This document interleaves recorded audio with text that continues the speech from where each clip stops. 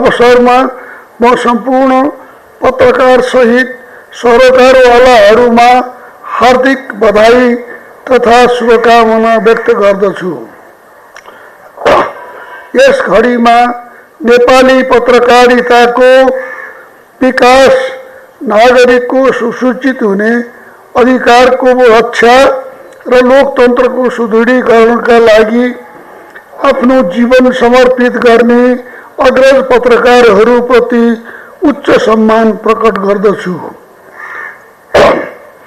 साथै वरिष्ठ पत्रकार सम्मान तथा राष्ट्रिय पत्रकारिता पुरस्कारबाट पुरस्कृत हुनुहुने महानुभावहरूलाई हार्दिक बधाई दिन चाहन्छु।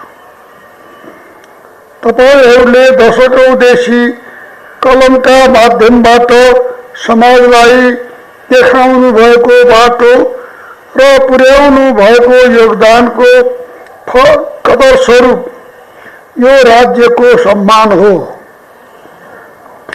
तपाईहरूको साधनाले नयाँ पुस्ताका पत्रकारहरूलाई व्यावसायिक निष्ठा र सत्यको मार्गमा लागिरहन सधैँ उत्प्रेरित गरिरहनेछ भन्ने मैले विश्वास लिएको छु।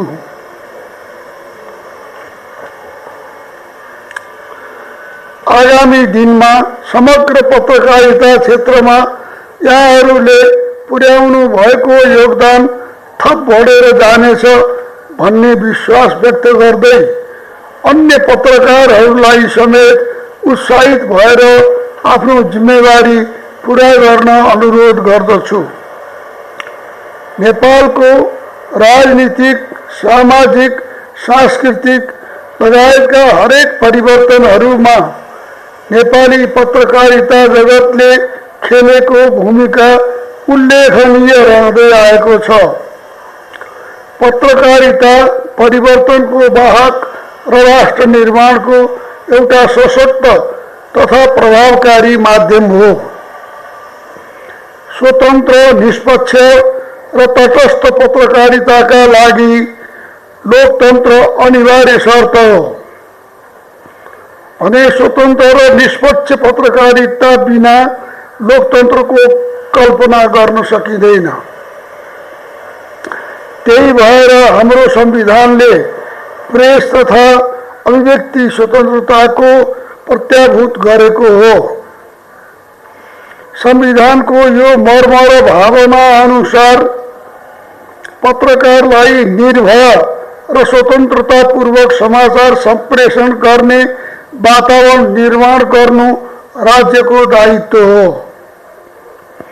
त्यसैगरी सत्य तथ्य समाचार सम्प्रेषण गरेर जनतालाई सुसूचित गर्नु जिम्मेवार प्रेसको धर्म हो।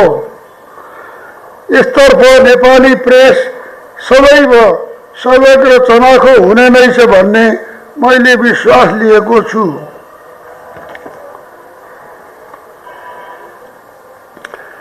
समाचार लेखेकै आधारमा पत्रकार असुरक्षित हुनुपर्ने अवस्थाको अन्त्य हुनुपर्छ। सुरक्षित र जोखिम मुक्त वातावरणमा समाचार सङ्कलन र सम्प्रेषण गर्ने अवस्थाको सुनिश्चिततातर्फ हामी सबैको ध्यान जान आवश्यक छ। साथै श्रमजीवी पत्रकारहरूको हक हित र सञ्चार क्रियाहरूको आर्थिक दिगोपनका लागि सरकार र निजी क्षेत्र दुवैले समन्वय गर्न जरुरी छ। सूचना प्रविधिको विकाससँगै बढ्दो सामाजिक सञ्जाल र नागरिक पत्रकारिताको प्रयोगले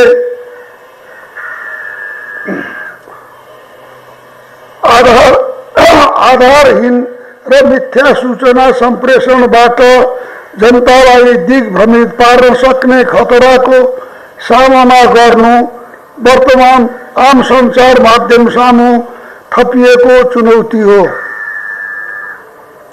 यो चुनौतीको सामना गर्न नेपाली प्रेस सक्षम हुनेछ भन्ने मैले विश्वास लिएको छु।